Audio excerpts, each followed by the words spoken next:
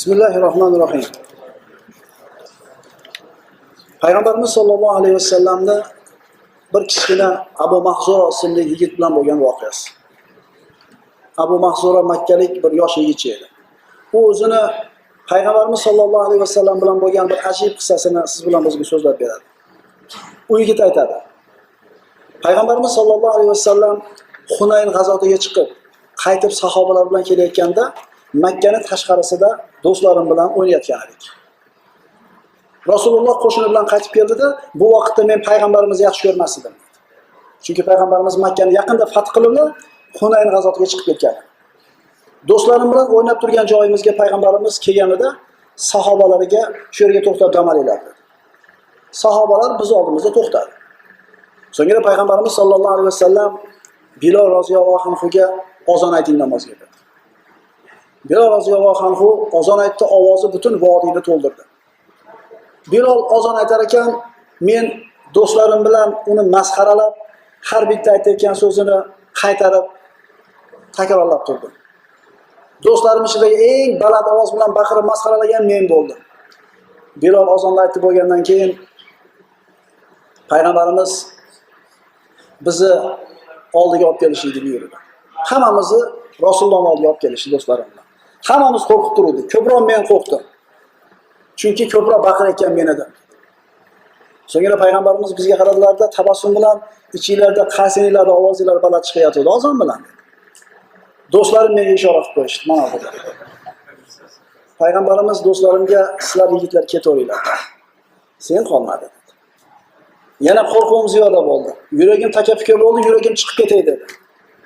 Shunda payg'ambarimiz sollallohu alayhi vasallam meni oldiga keldida, qattiq qo'rqib turganligimni ko'rib, qo'li bilan, muborak qo'llari bilan meni boshim bilan ko'kragimni silab qo'ydi. Raufur Rahim bo'lgan zot. Rasululloh qo'lini olishi bilan qalbimdan qo'rquv ketdi. So'ngra payg'ambarimiz menga ozonni o'zi ta'lim berdi. Ozonni o'rgatgandan keyin endi borib musulmonlarga ozon aytib berdi. Borib musulmonlarga ozon aytib berdi. Ozonni aytib qaytib kelganimdan keyin payg'ambarimiz duo qildi. Barakallohu fika va baraka alayka. Allohning senga barakati bo'lsin, ustingga Allohning barakasi yog'sin dedi. Mana shu kundan boshlab qalbimda Alloh va Rasuliga bo'lgan muhabbatdan boshqa muhabbat qolmadi. Bu ikkisiga bo'lgan muhabbatimni vasfi yo'q edi.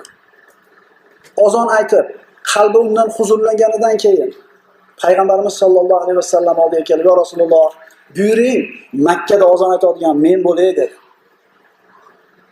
Yosh yigitcha payg'ambarimizdan shunday bir sharafni so'rayaptiki, birodarlar, qiyomat kunida bo'yni eng uzun bo'ladigan kishilar muazzinlar degan payg'ambarimiz sollallohu alayhi vasallam. Muazzinlarga ularning ovozi yetgan joygacha bo'lgan ajr beriladi. Muazzinlarning darajasi mana shunday bir ulug', shunday bir fazilatli ish egalari ular. Abu Mahzura ozon aytib bu huzurini ko'rganidan keyin Rasulullohdan shu talabini aytdi. Rasululloh unga labbay dedi. Seni ozon aytuvchi qildim, buyurdim dedi.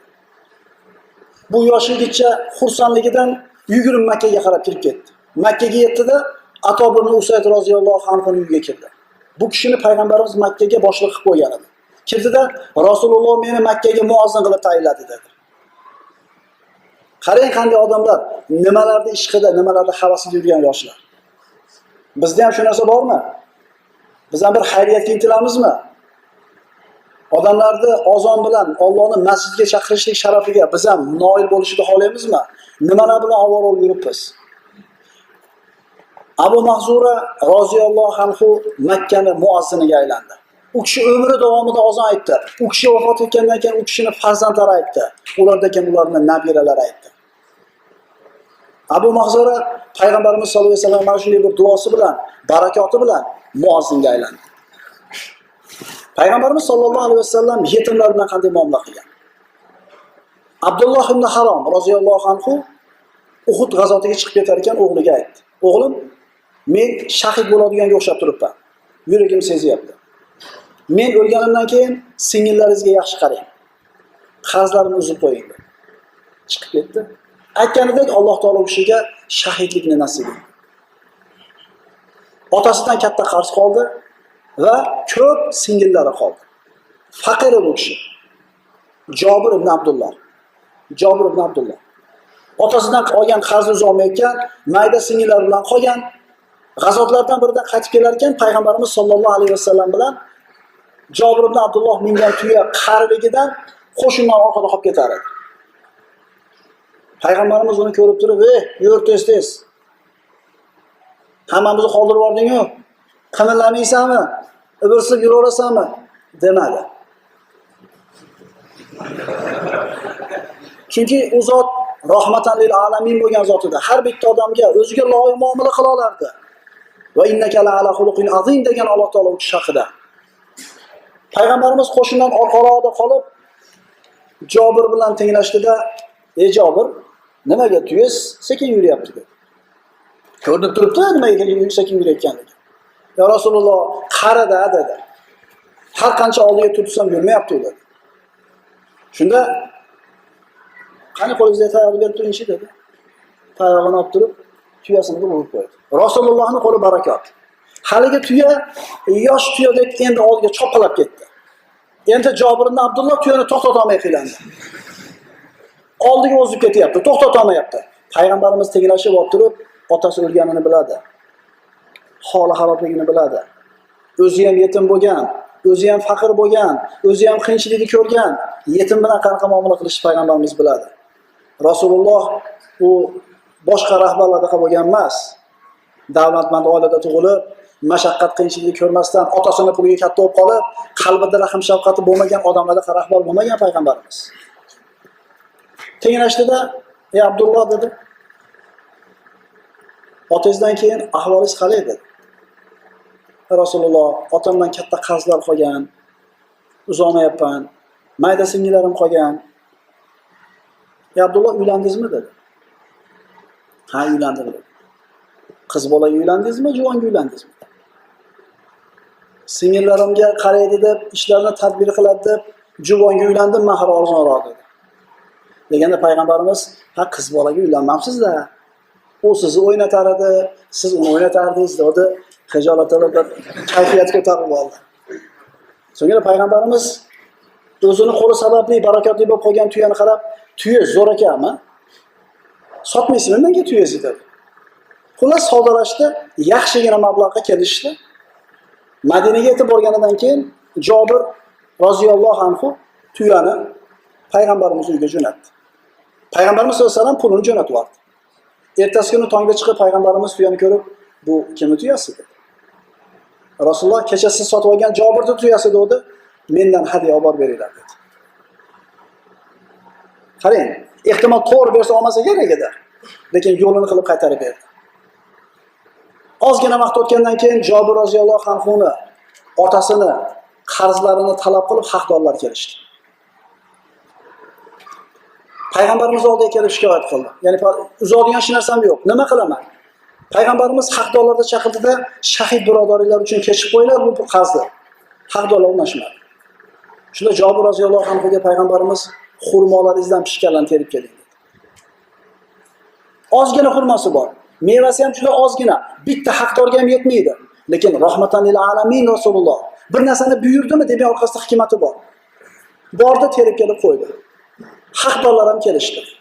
Shunda Jobir roziyallohu anhu payg'ambarimiz nima qilishiga hayron qarabdi. Lekin qalbida hozir bir mo'jizaga guvoh bo'laman degan ishonch bor edi.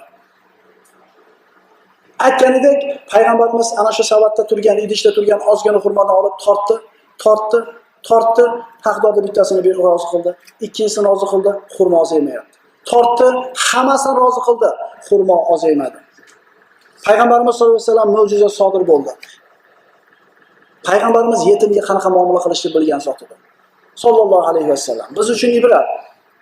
Rasululloh sahroyi bo'lgan, arobiy bo'lgan odamlar bilan ham muomala qilishni juda yaxshi bilgan. Zohir. Sahroiylardan Zohir ismli kishi. Qachon Madinaga kelsa, sahrodan topgan narsasi qatiqmidi, sutmidi, nimaga ko'tarib kelib payg'ambarimizga olib hadya qilar edi. Payg'ambarimiz sollallohu alayhi vasallam ham unga ketayotganida Madinadan topgan xayriyatini berardi, shunday qilib chiroyli ulfatchilik bor o'rtada. Payg'ambarimiz aytardi, "Zohir bizning sahroyimiz, bodiyamiz, biz uning hozirimiz" dedi. Kunlardan birida Zohir ibn Harom, Zohir roziyallohu anhu payg'ambarimiz uyiga keldida, payg'ambarimizni topolmadi. O'zini sog'a salomlarni olib kelib tashadi, faqirona. Lekin sog'a salomda birodarlar, payg'ambarimiz tahaddu tahabbu degan. Tahaddu tahabbu, hadiya ulashib turinglar. Hadiya ulashib turinglar, bir-biringizga muhabbatinglar oshadi degan. Zohir ibn Harom ozgina hadiyasini qoldirdi, chiqib ketdi. Ozginadan keyin payg'ambarimiz kelganlarida endi uyga kirib kiyimlarini bir yechib turganida Zohir keldi, siz istabdi. Yana keldimi? Kelaverar ekanda, men ham ozgina deb olgan vaqtim bormi demadi. Biz u fe'limiz tor bo'lib ketganligidan, asablarimiz qarang bo'lib ketganligidan 2 marta kelib qo'ysa bo'ldi, kelaverasanmi? Qanaqa bu? Men bekarchimanmi senga? Qaranglar, Rasululloh sollallohu alayhi vasallam yelkasida vahiyni yetkazishiga omonat turibdi. Ummatni tashvish qilgan zot uyiga kelgan odamga uni qalbini kasb qilishigini qarang, sababi nima edi? Zohir keldimi dedi. Qayoqqa ketdi? Bilmadi, Rasululloh chiqib ketdi. Shuni kiyimini kiydi, chiqib tashqariga. Qayoqqa ketishi mumkin Zohir? Masjidda bo'lmaydi. Qarang, keladi agar kerak bo'lsa haqiqatdan. Biz Rasulullohni tanimaymizki, muhabbat qo'ya olmayapmiz, Alloh talab qilganidek.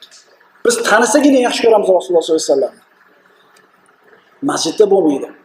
Bozorda bo'lsa kerak. Ha, bozorda bo'ladi. Chunki olib kelgan o'zini matohini sotgani bozorga boradi. Bozorga bordi.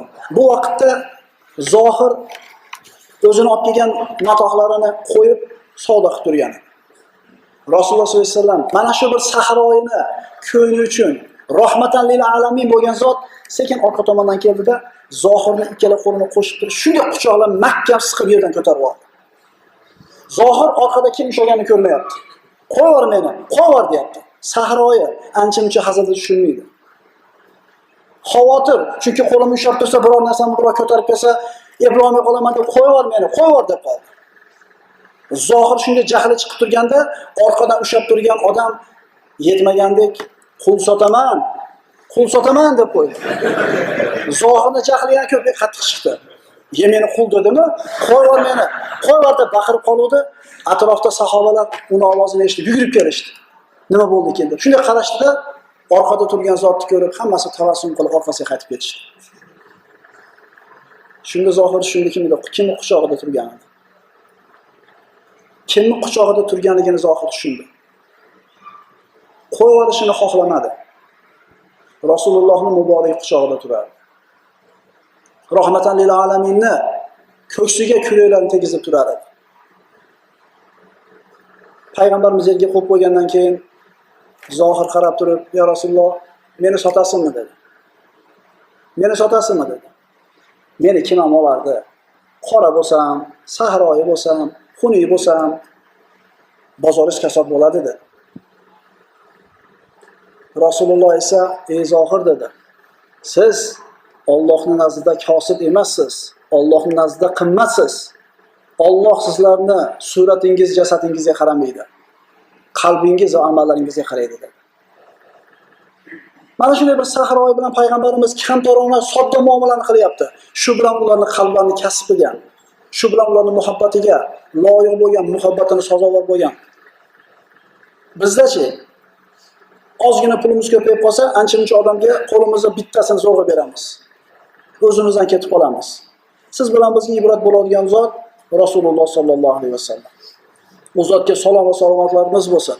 Qiyomat kunida u zotning shafoatida o'tirishimizni hammamiz Alloh taolo nasib qilgan bo'lsin. Aqulu qawli hada va astagfirulloh li va lakum. Assalomu alaykum va rahmatullohi va barakatuh.